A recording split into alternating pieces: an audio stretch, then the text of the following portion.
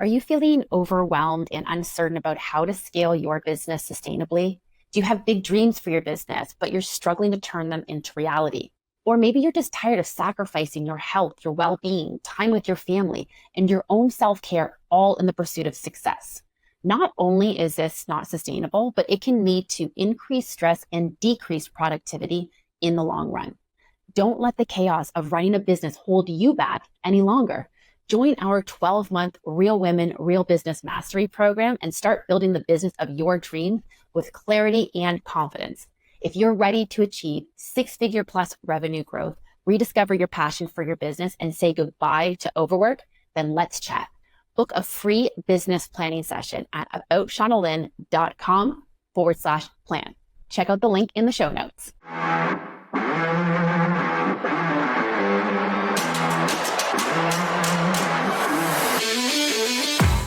Hello and welcome to the Real Women, Real Business podcast. I am your host, Shauna Lynn Simon, and today we have an extra special guest. We're in for a real treat today, ladies, because if you are hitting a certain age, and even if you're not hitting a certain age, there's a lot of things that are really hot topic right now. So joining us today is Dr. Denise Handscomb, and she is a dedicated naturopathic doctor and the co-founder of Abaton Integrative Medicine. And so she's got a lot of expertise in prenatal and pediatric care, in menopause, perimenopause, environmental medicine, and so much more that I couldn't even list it all. And if anyone knows my story, I have spoken numerous times about my battle years ago with burnout and adrenal fatigue. And my life was saved by a naturopath. I believe so much in this holistic approach. And that's exactly what Denise is here to talk about. And, you know, we've got such a great topic. We're going to be talking about perimenopause and menopause. And I will admit, as someone who is going to be celebrating my 47th trip around the sun in just a week, this is something that I feel like I'm constantly talking about with friends. And we've been doing this for years. Some of my friends have already, hit that stage of perimenopause. I've got some friends who are already full out into it. And then I've got other friends who, they haven't seen it happening yet. And I'm finding that even my friends that are in their 30s, they're already talking about it. And so this is something I think we're constantly, we're watching for, we're thinking about it. It's sort of this thing of like, when's this going to happen? And so Denise is going to be talking to us about some of the things that we can be doing for not preventative. We can't stop it. I'd love to say we can stop it, but preparing for the shifts that are going to happen. So welcome, Denise. Thank you very much, Shauna Lynn. I'm very excited to be here today. I can't wait to dive into this. Yeah, for sure. I know it's a big topic, and I think there's a lot of information that I can share to hopefully help women understand a little bit more about what's going on with their bodies, and then kind of filter back into them feeling their best selves. I seriously, like I said, this is such a hot topic. I think that so many women, we want to take that control, and we've heard so many different things over the years. Like, this is different than when my mom went through menopause. There's a lot of different treatments available and such. Before we dive too deep into that, just tell us a little bit about how you got into natural medicine in the first place. And if I understand correctly, you were actually just celebrated your 10 years of being licensed and are about to celebrate your 10 years in business. So like you did those basically at the same time. So tell us a little bit about your story. I did. Yes. So thank you. Yeah. So like you just mentioned, I've been practicing for 10 years now, which is a big milestone. And then so shortly after I graduated from naturopathic college, I actually right away knew I was going to be opening my own clinic. It was kind of a passion of mine and a goal I've been wanting to do from the moment I started school. So right away, we started all the things to kind of prepare to open a clinic. And within 3 months of getting my license, I was up and running. So that is wild. Yeah. It was crazy. It's a crazy journey. Now, it wasn't easy, and there wasn't always there, patience and things like that. We had to learn how to market ourselves and all that kind of stuff. So it was a learning journey along the way, and we're still learning for sure, even though we're 10 years in.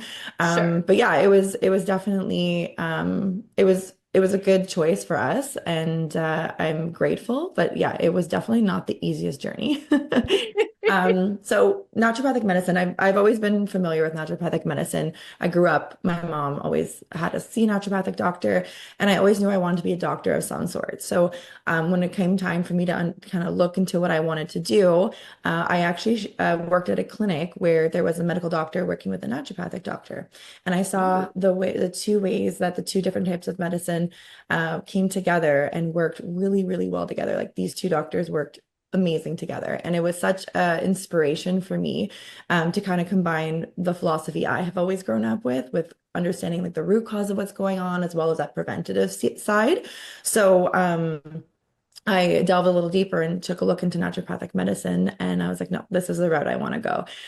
So went to school for that, and then once I graduated, I also did additional training in order to be licensed in prescription rights. So that means I'm able actually to prescribe certain hormones, progesterone as well as estrogen, and thyroid medication and things like that, as well as certain vitamins and minerals above a certain dose. So I'm able to do IV therapy and injection therapy as well. That is super valuable. And, Yeah. you know, I want to actually circle back to something that you mentioned, because I think you bring up a really good point about natural medicine versus what I would call traditional modern medicine. Yes. And I think there's a bit of a misconception that I'm sure you run up against all the time. All the time. That it's like a one or the other kind of thing. Yeah. Which I think from my perspective, working together is the best way. We each have our strengths, and we together is how the patient gets the best care. So I'm actually always communicating with medical doctors with regards to what I'm doing and anything that I see from my perspective that I think should be brought to their attention. I actually write letters to medical doctors on a daily basis. Always. It's part of my philosophy of practice, because I think it's really important that all members of the healthcare team are on the same page and they know what the patient's doing. Because I don't like it when it's like, oh, I'm going to not tell my doctor, or I don't want to do this. I don't want them to know. I was like, yes, but that's not the comprehensive care that you need. Yeah. Yeah. And I think sometimes there's a bit of a fear that the medical doctor will dismiss some of the concerns or the treatment routes or whatever. Yeah. And I know for myself, I was very fortunate that my naturopath that I was working with when I was dealing with this adrenal fatigue, she was very good friends with my doctor's wife.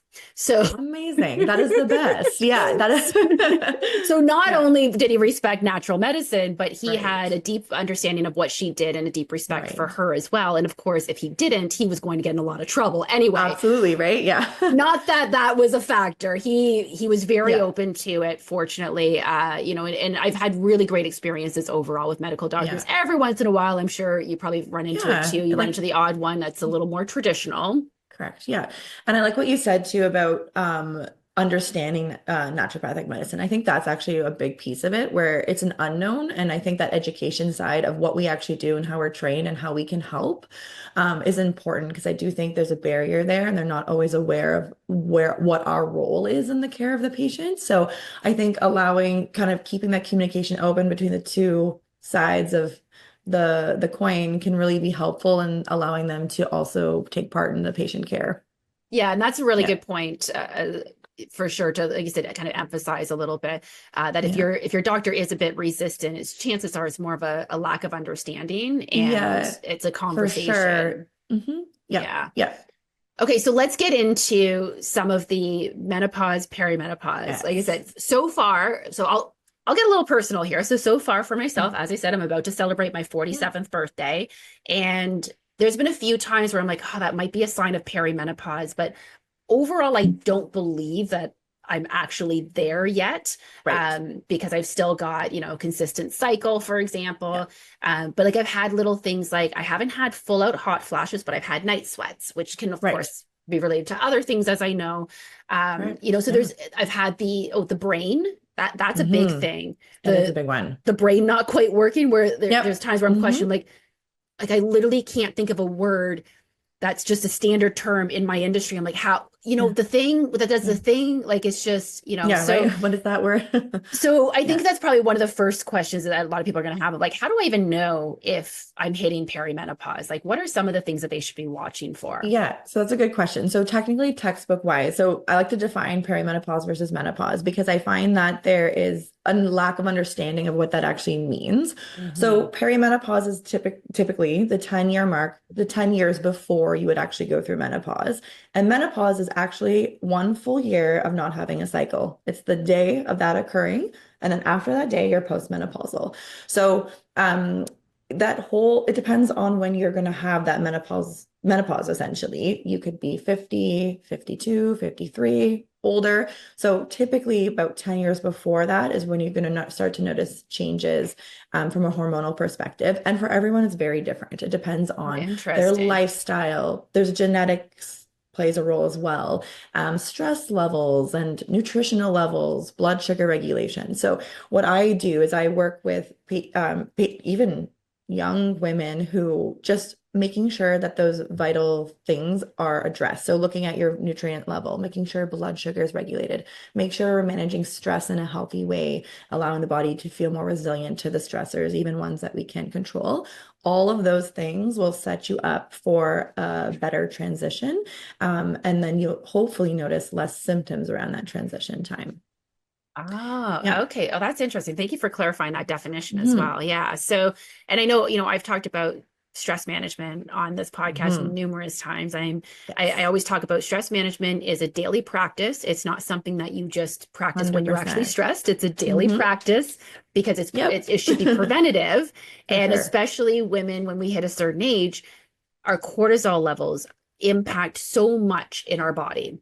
Yes, they do. It's the stress hormone, of course, and women who are finding it difficult to lose weight, that's your Mhm. cortisol kicking in there. Not entirely, like I know there's other Yeah, there's factors as other well, things. but But yeah, that's definitely a big piece of the puzzle. And cortisol can also become elevated, not just from an emotional stressor or like, work or family life, but can also become elevated if there's physical imbalances as well. So that's why I was right. talking about nutritional status, nutrient levels, vitamin D being low, B12, iron, all those things. Also, again, blood sugar. Blood sugar is a big one for hormonal shifts and changes. I think it's something that all women should be tested for at any age, actually, even if you're not experiencing symptoms, just to see how the body's managing that blood sugar when you're eating. So usually I'll look Okay. at blood work from an insulin and glucose perspective, and I do a test called the 2-hour insulin glucose challenge test. So it's a little bit of a pain because you have to go to the lab, be there for 2 hours. You go in fasting, you get your blood work drawn fasting. So they take a look at your insulin and glucose at that point. Then you take a drink of sugar. So it's a sugar. So if those women who've had children before will remember that drink. And then you drink that drink, and then I have the blood tested again, half an hour, 1 hour, and 2 hours after that drink has been taken. And then I'm able to see how the body is managing that sugar intake. That is a big, big piece of the puzzle with regards to people noticing changes in their sleep, weight resistance, Oh, wow. weight loss that's resistant, that's not coming off, even though they, eating well, they're working out, those types of things. It affects sleep, it can affect hair, it can affect your mood. Anxiety is a big one too. So it's something that I think all women should be tested for, but specifically around those transitional time frame, you want to make sure that your body's managing blood sugar in an optimal way. Oh, that's so interesting. Hmm. Okay, so it's not really something that we can just do at home. We can't just monitor our blood sugar specifically. We can certainly Yeah, measure our sugar intake, but we can't correct. necessarily measure the blood sugar. So that's something that you Yes. would do. Correct. So you can do a CGM. So CGM is a glucose monitor that people, I don't know, it's kind of a hot topic again now where people will wear the Yes. monitor for about 2 week time and they'll see how their glucose is going throughout the day.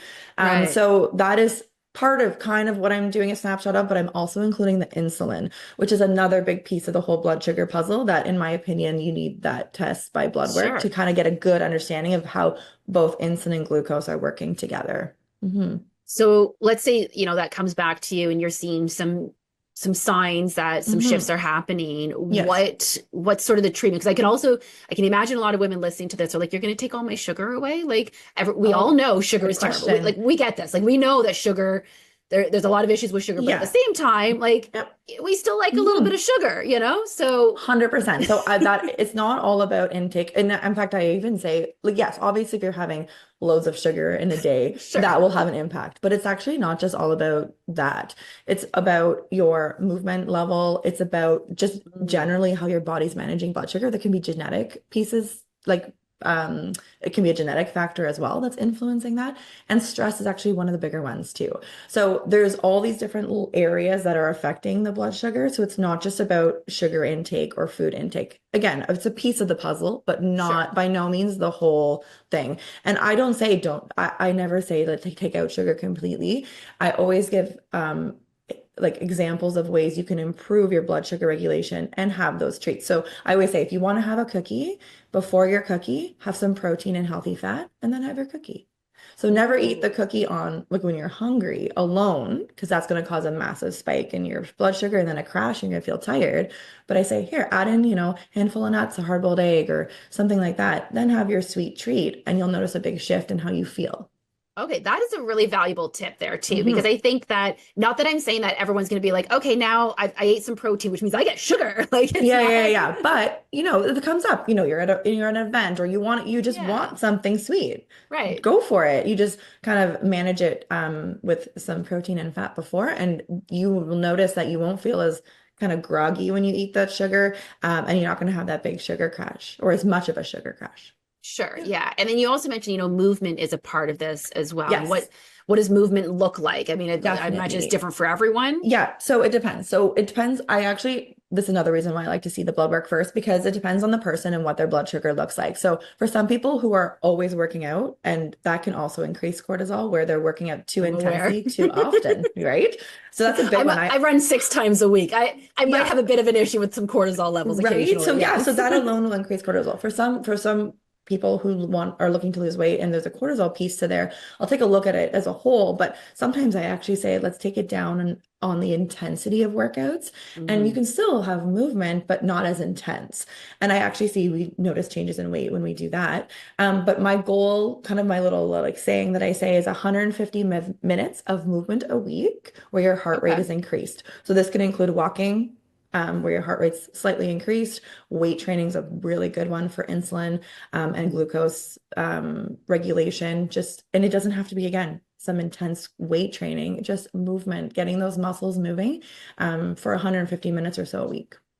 Yeah. And I like what you're saying here too, because I think that so many people, as soon as they heard movement, were probably thinking, "Oh, you need me to move more." And the reality is that sometimes it is less. Like again, going Yes, back to like I've said, I know that I'm a runner. I 100%. run 6 times a week. I ensure that I am doing a solid amount of strength training to help to Right. balance that, because otherwise I would just put on weight. My body would just hold on to the fat. And I know I was 100%. speaking with Hmm. kind of a friend and colleague not that long ago, and she was saying, she's like, I've just gotten back into working out. I'm not seeing any results, and I know it takes time, but 30 days in and I haven't lost a pound, and I'm a bit Hmm. concerned. So I'm like, okay, great. Well, tell me about what you're doing. Like, what are you doing for cardio, for example? She's like, oh, I'm doing a ton of cardio, and starts listing what she's Right. doing. I said, Right. okay, and what are you doing for strength? She's like, oh, yes, I'm doing like, around 30 minutes of strength training and such. I'm like, okay, 30 minutes of strength training is great, but I said, you need to reduce your cardio. And I 100%. and I encouraged her to start going for walks in place of some of the higher impact Yes. cardio that she was doing. Immediately she noticed a difference. You Yeah. still need that movement, like you said, but Yes. and But one of the it can be things too much. exactly. Hmm. I will say my naturopath, if she is listening to this, she's going to be laughing at this, because when we first started working together, she's like, do you walk? I'm like, I love going for walks. She's like, what Hmm. pace do you walk? I'm like, I walk a fast pace. She's like, I'm Hmm. gonna need you to slow that down. I'm like, I can't. Like, I only I know how know, to walk right? fast. And Hmm. so I fought her on this for so long. And eventually I finally was able to get myself comfortable with, when I say a slow pace, like it is a slow, leisurely, very painfully casual pace that I Right. actually enjoy now.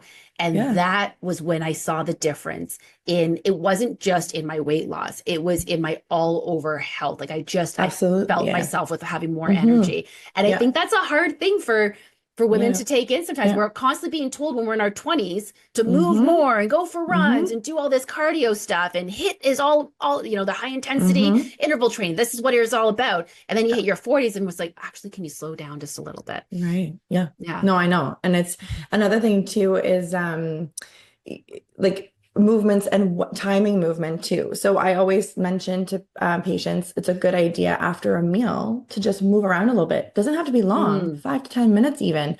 Even if it's by your desk, you do a couple jumping jacks, just you're not sitting right after your food. That's another really good one too. So it's not this big thing you have to prepare for, even just making sure that movement is somewhere in the day. Yeah.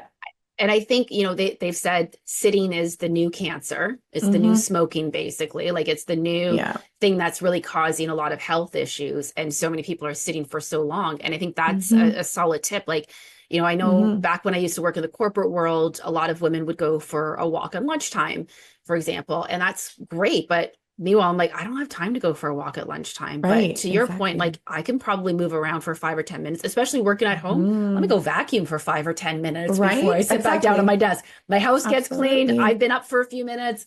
Hmm. Beautiful. And that's, Yeah. what I think those are some of the simple things that it's easy for us to forget need to be incorporated into our day, but are Absolutely. so easy to do at the same Easy to do. time. And I always tell patients small changes, sorry, small changes lead to big changes because you don't need to do all like as you can grow into more larger changes if that's something that your goal you want to do. But there's little tweaks here and there can make such a big of a difference. Yeah. For sure. Yeah. Okay, so let's see. We're going to start moving a little bit. We're going to make sure that we're Yeah. watching our blood sugar Hmm. intake and understanding how we're taking in Hmm. those sweets and that sugar, and of course getting Hmm. tested as well. What else can we be doing here? And I mean, the other thing is to, like, you kind of mentioned or hinted at this earlier, but basically, like, this can be starting at any time. You don't have to wait until Right. like the clock turns 40, basically, right? Absolutely. Absolutely. Yeah. Like they always say there's these things actually now I see on Instagram where like, osteoporosis or whatever starts when you're 20. So those types of things, like the earlier you find time to start those things, the better. Right. Doesn't mean you can't start it later, absolutely. Sure. But there's no time is what I'm trying to say. Like any time you want to start to focus on your health more is a good time. Right. But yes, you're right. Even before you're noticing any type of changes from a hormonal perspective, you can be supporting your health. So usually with that type of thing, again, usually I start with blood work. I love blood work. I think it's a good indication of what's going on because it gives me an idea if the person's absorbing what they're having or what they're taking. Do they have enough vitamin D, B12, iron, all those things that allow Mhm. us to function well on a daily basis and affect all of our body systems. So blood work's a big one. Movement, blood sugar regulation, stress management, sleep. Sleep's another really good one. Making Sleep's sure a you good have enough one. sleep. Yeah. That Mhm. plays a big role. And I know it's hard because we're always busy and you want time. I'm even guilty of this. I always want that time after when everything's calm in the night just to kind of do my own thing. But it's really important to be getting enough sleep. That's when our body is healing and making sure that and I always say, always turning off any electronic devices in your bedroom. And I even say, if you can, turning off your Wi-Fi in your home at night, just allowing your body to completely regenerate and heal. Oh, I Hmm. guess, and is that because of like the electronic waves that, like, is Yeah, that like the frequencies and things like that are present. I kind of just want to give the body a clean slate to just rest and sleep and not have those interferences. Oh, Yeah. that's interesting. Yeah, Yeah. that's a really good thought. And I think, we've gotten so accustomed to just living in a world where there's Hmm. just things Everywhere there's things, right? everywhere. Yeah, because even when you're sleeping, like your speaker sometimes could connect to the Wi-Fi or whatever, right? So just to turn Sure. it all off and let your body be. Yeah. Yeah. Okay, that's a really good Hmm. tip. Okay, so we've got sleep, we've got sugar, monitoring sugar intake, movement, stress management.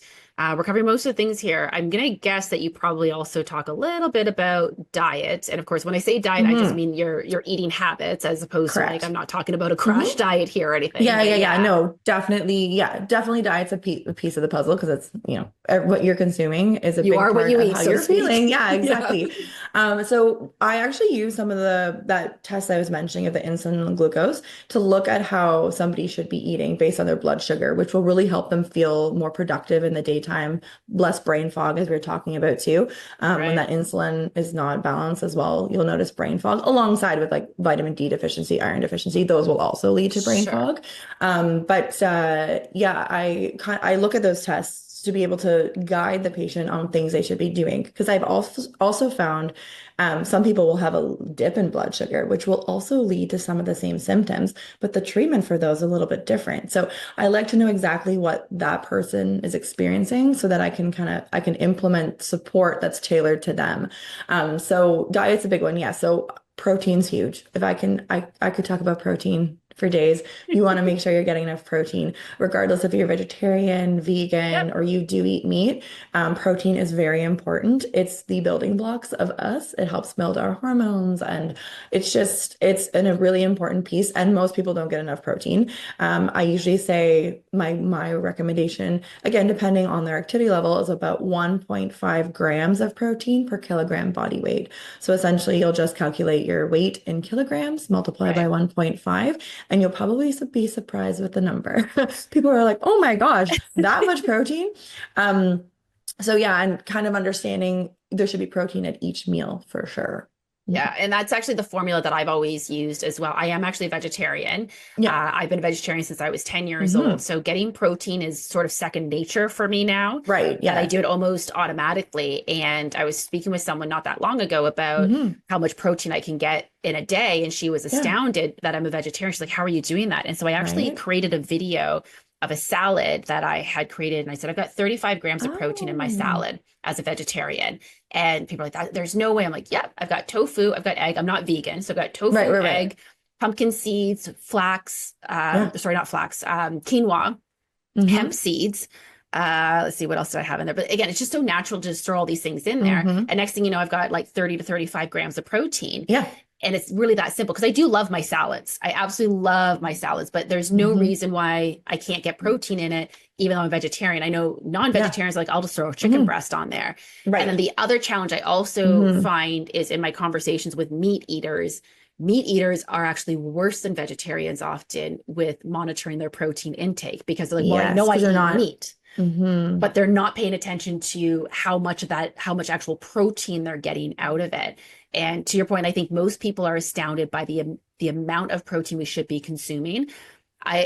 My best advice personally, whenever someone Hmm. asks me, especially as a vegetarian, like how do I get more protein, protein shakes are Yes, that's huge. what I will always add into, especially if they're saying that, I don't feel I can eat that much right now, Mhm. or I can't find the time, or I don't even know. So I always provide lists of examples of protein sources for patients Right. depending on their dietary choices. But yes, you're right, protein shakes. So finding a good protein shake that you can tolerate, that is a good addition to throw in, in the morning or as a snack during the daytime. So that will also curb cravings too. So if you're getting enough protein, you're going Yes. to find you're going to crave sweets less and crave those carbs less as well too. Yeah. Oh, I really like Mm. those tips. Okay, yeah. You know what? It's funny that you say that. I've never made that correlation before, but you're absolutely right. On the days where I'm not getting as much protein, I Yeah, find you'll myself crave craving more. sweets and I'll be like, what is going on Absolutely. here? And I'm not sh Yeah. and I'll admit, I often chalk it up to, oh, that must just be my hormones acting up or Yeah. something. Yeah. But that's Yeah. a really good point that maybe instead of going to the sweets, let's go to the savory. Let's go grab me some Absolutely. protein Hmm. or protein Hmm. shake or something. That's really good. And I really love that you're talking about how diet is so individual. It's not a one Very. size fits all Nope. kind of thing. And I am someone, so I actually have a Bachelor of Mathematics degree. So I am Hmm. someone who is data driven. Right. And so the Yeah. fact that you're saying, I look at the blood work Hmm. doesn't lie. Like and Hmm. I know that there's a Hmm. lot of variables that affect the blood work. So it's Yes. not a quick fix of like, oh, this is happening in the blood work. Clearly, this is a solution. It's not Right. quite that black and white, but it tells you so much. It So instead of get going in blind. absolutely 100%. And that's why usually, even regardless of the concern someone's coming in to see me for, I will usually start with some sort of blood work if they haven't had it done in the last 6 months or so. Because I think, again, there's all these different pieces of the puzzle because the body is a whole. So if I don't, I'm missing one piece because I don't know the value for this, I'm maybe not going to address their concern to the best of my abilities, right? So Right. absolutely, I 100% agree with you. I love the testing piece. Well, and again, going back to the misconceptions that we spoke about earlier, though, I Right. think so many people Hmm. think that naturopathic is just all this trial and error, which I know there's a lot of that in Yeah. naturopathic medicine, of course, but it's not on a whim. It's not on a guess. It's not on like there Yeah. is data to back it up. And I know, yeah, Yeah. my naturopath was constantly like, let's go get you some more blood work. Let's get another requisition here, and get Absolutely. yourself tested. So, yeah. Yeah, and even if blood work's just one of the things we can use too, I do have quite a few third-party testings I will use for certain, again, depends on the case and what the patient's coming to me for, but I have stool testing I do all the time. I love stool testing. There's hormone testing we can do as well, looking at my hormone metabolites and things like that too. So there's lots of tools we have in our toolbox to investigate a little bit deeper based on the patient's concern. For sure. And Yeah. yes, I know it sounds gross about doing stool testing, but there is Oh, so love much you stool can testing. learn from So stool, much. like Yes. so much. And, So and much. And digestion. Yeah. And that digestion piece too is actually also another, if that's something someone's struggling with, that's a really good way, basically foundation to start with, especially for right. hormonal work. So if it depends again what the patient's coming to me for, but if digestion's not balanced either, that is a big place we start in order to support hormone and transitioning well, because the digestion is also a really big foundation of how we metabolize hormones, how we eliminate hormones. So it's definitely a big piece of the puzzle too. I was actually Mhm. speaking with a friend recently. She's older, so she's post-menopause at this point, but she's never had issues with bowels, digestion, etc. And now she's Right, finding that she is.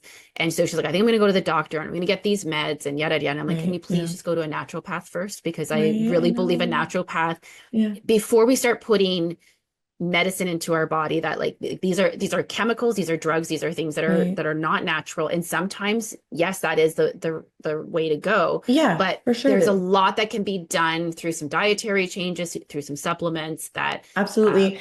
And also finding why that's happening. Because even if you're taking a medication, it doesn't always fix the reason why that a symptom's occurring either, right? Yes, we can help manage right. the symptom, but I always want to know, like, why did this happen? Like, why do you have loose stool? Why are you feeling sick after you eat? Why do you feel bloated? Like there's a reason, right? And that's my job to find out why that's happening. So that's why sometimes it's, again, it's not always right off the bat. I'm like, oh yeah, it must be this. Sure. That's where we come with the testing, and sometimes we have to try a few different treatment courses to see exactly what's going on. But usually we try and figure out why it's happening in the first place to stop the symptom. Well, yeah, Mhm. I mean, I've heard so many stories from people who say, well, I had this symptom, they treated me for that symptom, then this other thing popped up because, yeah, Right. like they're all It's still related. happening. It's still there, right? Yeah, exactly. 100%. Yeah. Yeah. Yeah. Okay, great. Yeah. So, anything else that we should be focusing on in terms of, helping to manage these transitions and prepare for them, regardless of what age that we're at? Is there anything that we haven't touched on here? Oh, no, I think we've touched on the main things. Again, it comes down to the individual patient. So in appointments, I'll take a look a little deeper. And if that person has something else that I'm like, that also might be something to take a look at, I will. Sure. But the main heavy hitters, I think we've touched on. Yeah. Yeah, I mean, I just want to also just back this up by saying too that even if you feel like you are in the Hmm. best health of your life and you're not experiencing any of the hormonal changes or shifts or anything else, Right. I cannot express enough how valuable it would be to see a naturopath Yes. and get that initial appointment going, start figuring some things out and just see how can you live your Yeah. best life and ensure that you are on top Absolutely. of these things. Yeah. Yeah, I actually have like, I had a patient a couple weeks ago, and she was saying, "Oh, I'm just gonna come for general wellness," which I love. I'm like, "That's great. I love that because I want to, you're proactive. You want to kind of see what's going on with your body." And then through the intake, I find out that she actually suffers from migraines. But she Oh, was like, "Oh, I'm fine," because she's just used to that because that's her norm now, right? So she didn't even think of that as a concern to bring up to me. So that's a good example of yeah, I was like, I can help you with those. We can kind of right. understand why they're occurring, what's going on. So, yeah, definitely, I think it's valuable for most people, even if they're feeling like they're fine, just to get a deeper look and to understand their blood work better, because that's another piece of it too. I can teach you what the values mean and things like that. Yeah. I think that's Yeah. huge too. I mean, I can't tell you how often I've gotten my report back. And I'm like, I can't Hmm. read this. And sometimes the report will say like what a The quote range unquote or healthy range is. hmm. Yes. Yeah. Doesn't mean that I can understand it necessarily. Right, So right. yeah, that is Absolutely. Yeah, no, and there's also an optimal range within that range, right? So some of those right. ranges are very, very big. There's optimal ranges that I like to see within those ranges. So I always educate Right. patients on that too. Yeah. For sure. Yeah. Okay, great. And Yeah, and so if someone's looking to get started in with working with a naturopath, you've actually got a special right I now for our do. listeners. Tell us Yes. about So for our that. listeners, for the month of March, if you book an initial appointment in that time frame, I will be offering 50% off the initial intake price. Yeah. That is super generous. Yeah. Thank you so No much. And problem. we'll definitely make sure that there's a link to get in touch with Denise in her Yes, office and be able to set that appointment up. absolutely. We'll make sure that that is in the show notes. And I know, this is such an important topic. I think that, health and wellness is something that I focus on Mhm. so much that it's actually something I teach all of my coaching Mhm. clients. It is one of what I call the 12, for foundational success pillars that we focus on in the group coaching program that I do. Pillar 2 is health and wellness. There aren't enough things that I think we can cover about maintain our health. Like, you can be the most successful entrepreneur, but if you don't take a moment to stop and focus on your health first, your body will eventually do it for you. Absolutely. For sure. You're right. You can push through sometimes at the beginning stages of certain things, but eventually at some point, there's going to be a breaking point and your body's going to say no more. Exactly. Yeah. So, and I think we are starting to live in a society that is understanding a little bit more the preventative aspect of things, a little less reactive. So yes, I think this has been a great conversation for sure. If there is one thing that people take away from listening to today's episode, what is the one thing that you would like them to take away, or an action maybe that you would like them to take? An action, I actually would say, I do see a lot of people at blood work. I think you should get your blood work checked, regardless of like perimenopause, menopause, anything like that. Just getting like vitamin D, B12, iron, all those checked to make sure they're in optimal ranges, because vitamin D, big one too, in Ontario where we live, it's not as sunny, and vitamin D is a really important vitamin for mental health, for energy levels, for disease prevention. So I would say if you haven't had your blood levels checked in 6 months to a year, it's time to do it. Yeah, most of my active listeners will know that my dad lived with MS for about 30 years, and vitamin D has been linked to MS and numerous other diseases. A deficiency in vitamin D can cause so many things that we're not even aware of. And I think that and we don't even realize how many days we go without seeing sunshine some days. So absolutely. we need to take that supplement. Yeah, absolutely. Yeah.